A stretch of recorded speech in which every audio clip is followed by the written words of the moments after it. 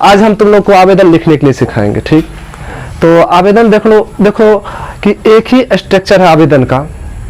वो स्ट्रक्चर अगर तुम लोग को समझ में आ गया तो दुनिया का कहीं भी कोई भी शिक्षण संस्थान हो, चाहे प्राइवेट शिक्षण संस्थान हो कि सरकारी शिक्षण संस्थान हो, सीधा समझो कि प्राथमिक स्कूल के कार्यालय से लेकर के राष्ट्रपति ऑफिस तक के कार्यालय तक अगर तुम लोग को आवेदन लिखना हो ना तो ये स्ट्रक्चर फॉलो कर लो, आराम से लिख सकता है। आज तुम लोग देखो कैसे सीख जाता। तुम लोग को सब दिन से भारी लगा ना, सर आवेदन नहीं होता, आवेदन नहीं होता, लिखने में सिखाइए। बोर्ड एग्जाम पूछता है 10 मार्क का, हम लोग को नहीं हो रहा। आज तुम लोग को हम गारंटी के साथ कहते हैं आज का ये सेशन तुम लोग के लिए देखो कितना अति उत्तम रहेगा। तुम लोग देखने के साथ मात्र हमको 5 मिनट तुम लोग आराम शांति से क्लास में बैठोगे ना, 5 मिनट के अंदर तुम लोग सीख जाओगे आवेदन लिखने के लिए। सबसे पहले देखो क्या करेगा, एक पेज ले लो। जैसे देखो हम ये पेज ले लिए, ये पेज लेने के बाद क्या करेंगे, इसको 4 बराबर हिस्से में बांटना है। देखो कैसे बांटते, सीधा आसान है, 20 से एक बार मोड़ दो, बढ़िया से मोड़ दो, उसके बाद फिर क्या करना, फिर एक बार मोड़ दो, इस तरह से मोड़ लिए। अब देखो इसको फैलाएंगे, देख 4 बराबर भाग बट जाएगा, बट गया 4 भाग में, पता चल रहा है। देख 1 बराबर भाग हुआ, ये देखो 1 बराबर भाग 2 3 4। तो आवेदन जब भी लिखते हैं तो कोई भी पेज हो, A4 साइज का पेज हो कि अपना नॉर्मल जो कॉपी वाला पेज हो, ये हो, इसको 4 बराबर बांटने के बाद क्या करते, एक भाग को छोड़ देना, 3 भाग जो बचा है उस 3 भाग पर लोग आवेदन लिखते हैं। अभी देखो तुम लोग हम बोर्ड पे लिख के दिखाते हैं। जैसे अभी देख अपना ये बोर्ड है, इस बोर्ड को क्या करो, मान लो 4 बराबर हम बांटते हैं। एक भाग मान लो यहाँ से इधर कर दिए, फिर एक भाग ही हुआ, फिर एक भाग ही हुआ। देखो 1 भाग 2 भाग 3 भाग 4 भाग हुआ, तो क्या बोले, एक भाग छोड़ देना। चलो एक भाग हम क्या किए, छोड़ दिए। अब देखो तब लिखना कहाँ से शुरू करेंगे, कहीं भी देखो कोई भी कार्यालय हो, अगर वहां पर अगर आवेदन लिखना होता है तो सबसे पहले ऊपर में लिखते कौन सी, सेवा में। चल यहाँ लिख लेते कौन सी, सेवा में। सेवा में लिख लिए, उसके बाद तुरंत बाद यहाँ पर कौन सी देंगे, हो कोमा। कोमा देने के बाद यहाँ पर लिखेंगे श्रीमान।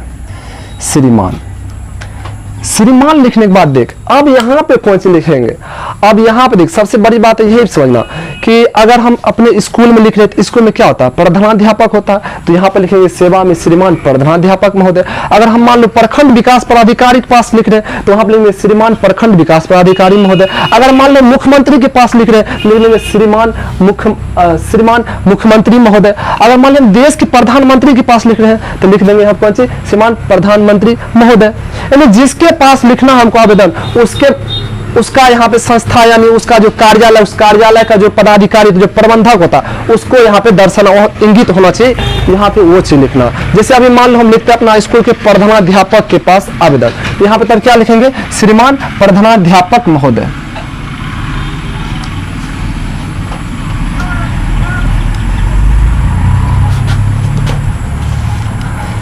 लिखने के बाद यहाँ पे देंगे कोमा।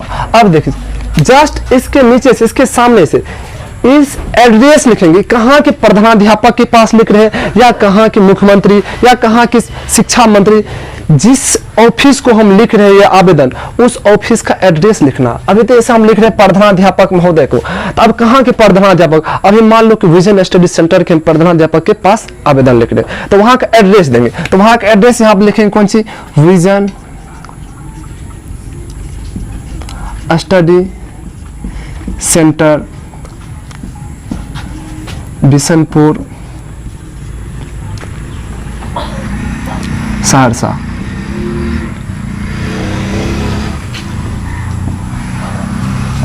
अब देखिए जब हम प्रधानाध्यापक के पास आवेदन लिख रहे हैं तो कहीं भी हो करने प्रधानाध्यापक की किसी भी कार्यालय में क्यों, अगर आवेदन लिखने का जरूरी हमको पड़ा तो इसका मतलब है कि वहां हमको कोई न कोई कार्य हुआ, वहां कोई कार्य हमको वहां पे करवाना है, तो कार्य करने के लिए हम क्या कर रहे हैं, आवेदन लिख रहे। तो आवेदन लिख रहे हैं तो क्या कारण है, कारण तो आप लोग लिखना पड़ेगा। तो कारण क्या करना है, जस्ट सेवा में जहां लिखें, सेवा के जस्ट सामने में यहाँ पे लिखेंगे कौन सी, विषय। यहाँ पे लिखेंगे विषय और विषय में लिखेंगे कारण, कि हमें क्या कारण है, किस कारण से हमको आवेदन लिखना पड़ा, वो कारण दर्शा देंगे। अभी जैसे देखो हम प्रधानाध्यापक के पास, तो प्रधानाध्यापक तो अपना लोग स्कूल में होता, स्कूल में आता हम छुट्टी लेंगे हो सकता है हमको पुस्तक का जरूरी हो सकता है हमको छात्रवृत्ति का जरूरी हो सकता है हमको किताब का जरूरी हो, यानी जो जरूरी हो वो जरूरी कारण यहाँ पे लिख देंगे। जैसे मान लो अभी हमको छुट्टी लेना तो हम यहाँ पे क्या लिख देंगे, विषय में छुट्टी के संबंध में, कौन से लिखेंगे, छुट्टी के संबंध में।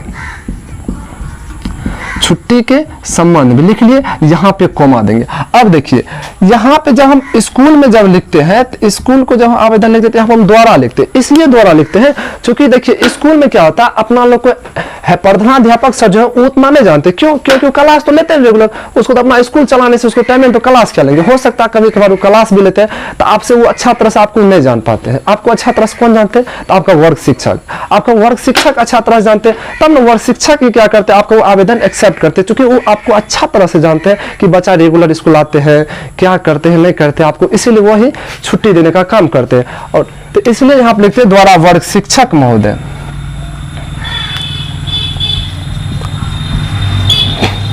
वर्ग शिक्षक महोदय। अब देखिए ये तो अपना चलिए प्रधानाध्यापक के पास लिख रहे हैं, इसीलिए यहाँ पे द्वारा देना पड़ेगा, क्योंकि द्वारा वर्ग शिक्षक, चूंकि स्कूल है तो स्कूल में अपने लोग को सर ही जानते हैं जो वो क्लास टीचर, इसलिए।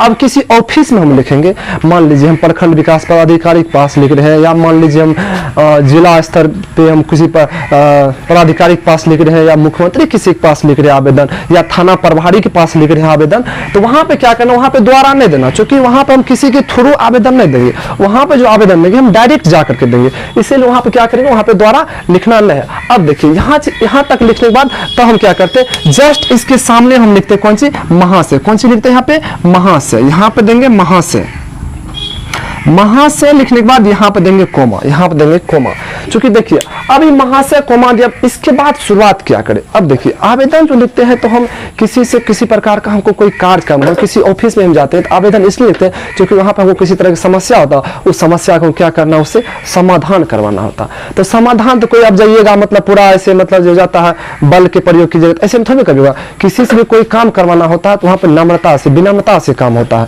वो घर में देखते हैं लोग सभी कहता है कि किसी से भी कोई काम करवाना हो तो नम्रता से विनम्रता से ये काम करवाइए। इसीलिए यहाँ भी देखिए हम जा रहे प्रधानाध्यापक से छुट्टी लेने के लिए, तो छुट्टी जैसे जाइए कि सर हमको छुट्टी चाहिए, देगा करिए छुट्टी, उससे बढ़िया से उससे बात कीजिएगा, जो होता है स्टूडेंट में गुरु और शिष्य का जो उस तरह से बात कीजिएगा, तब सर उस समस्या को देखते हुए आपको छुट्टी मिलेगा।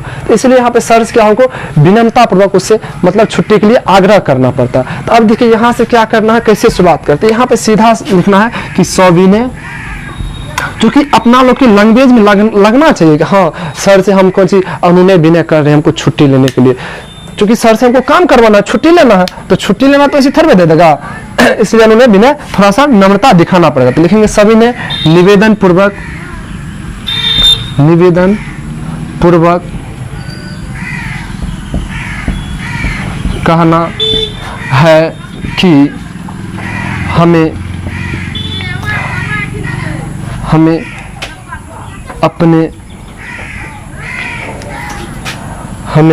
अपने घर पे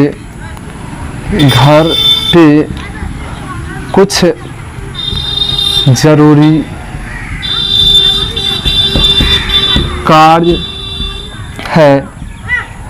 है जिसमें मेरा उपस्थिति अनिवार्य है, उपस्थिति अनिवार्य है, इसलिए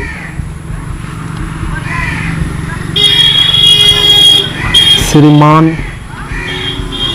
से निवेदन है कि हमें छुट्टी देने की कृपा करे। उसके बाद यहाँ पे पूर्ण विराम देना है। अब देखिए यहाँ पे हमको छुट्टी लेना था, क्योंकि हम प्रधानाध्यापक के पास आवेदन लिख रहे थे, इसलिए हमको छुट्टी लेना था कि छुट्टी संबंधित हम कारण लिखे। अगर मान लीजिए हमको थाना प्रभारी के पास अगर आवेदन लिखना है तो थाना प्रभारी के पास आवेदन लिखे तो कुछ कंप्लेन होगा, तो कंप्लेन के बारे में यहाँ पे दर्शाना है कि हमको इस तरह का कंप्लेन है, उस दर्शना। अगर मान लीजिए हम किसी शिक्षा पदाधिकारी के पास लिखे आवेदन तो वहां उससे जो हमको काम होगा वो काम इसमें दर्शाना है कि हमको ये काम करवाना है। अगर प्रखंड विकास पदाधिकारी के पास लिखे तो उससे जो काम करवाना है वो काम इसमें दर्शाना है, ये चीज करना है। अब देखिए यहां तक लिखने के बाद जस्ट इसके जहां पे खत्म हुआ वहां से शुरू करना है। अतः श्रीमान से निवेदन है कि हमें दिनांक, जैसे मान लीजिए आज तारीख है 25, तो 25/8/2021 से दिनांक 30/8/2021 तक की छुट्टी देने का कृपा करेंगे। बस देखिए ये चीज लिखना है, क्योंकि हमको श्रीमान से तो उसे छुट्टी लेते, इसे लिखेगा 25/8/2021 से हमको कब तक छुट्टी चाहिए, 30/8/2021 तक छुट्टी चाहिए। कब तक छुट्टी जो दिखाना पड़ेगा आपको, कब से कब तक छुट्टी चाहिए उसे दिखाना पड़ेगा। यही पर अगर मान लीजिए हमको किसी पदाधिकारी के पास रीजन तो लिख दीजिए, रीजन कारण लिख रहे हैं तो यहाँ पे लिखते अतः श्रीमान से निवेदन है कि मेरा उपरोक्त कार्य करने का कृपा करे। ठीक, अब देखिए स्कूल में जो भी छात्र होता है, छात्रा होता है, तो अपने सर के लिए क्या होते हैं, आज्ञाकारी होते हैं। आज्ञाकारी कहने का मतलब हुआ कि उस सर जो कहते हैं उसके आदेश का विद्यार्थी पालन करते हैं। इसीलिए यहाँ पे लिखना पड़ता है कि आपका आज्ञाकारी छात्र या छात्रा, आपका आज्ञाकारी